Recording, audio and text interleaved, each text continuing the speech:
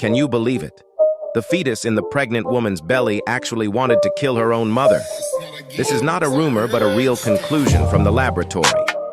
In 1914, biologist Johannes Tong Jongnu's embryo was implanted into the cow brain. His intention was to prove that the embryo could only survive in the uterus. But he didn't expect that after the embryo entered the brain, it actually began to steal nutrients everywhere. The spread rate is comparable to cancer. Soon the embryo began to grow in the female's brain. On the other hand, the cow was killed by the embryo because of the nutrition. Until then, biologists realized that this was a silent war of stealing. So the reason why the uterus has a lot of lymphocytes is to suppress the reproductive growth of the fetus. It's not difficult to understand why there is a reproduction, because when the sperm enters the mother's body will start its own immune system. If you want to get rid of it, the fetus will secrete HCG, which is used to fight the immune system of the mother's body. That's why the fetus will move in the early stage of pregnancy. Do you think it's over when you fight it? It's not over yet.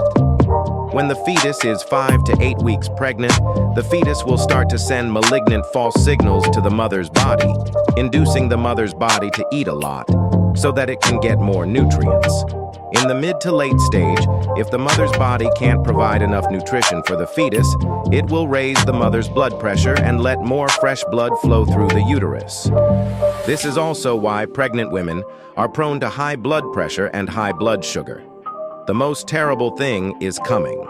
If the mother's body has a disease, it is difficult to provide nutrition for the fetus. It will unhesitatingly separate the uterus and continue to move deep into the uterus. At this time, the mother's body will be prone to hemorrhage, infection with bacteria, viruses, and even death from suffocation. When the doctor faces such a problem, he usually chooses to first double protect. If it doesn't work, it's a big treasure. If it doesn't work, it's a baby. But even with today's advanced technology, there are still more than 800 pregnant women who die from hemorrhage every day in the world.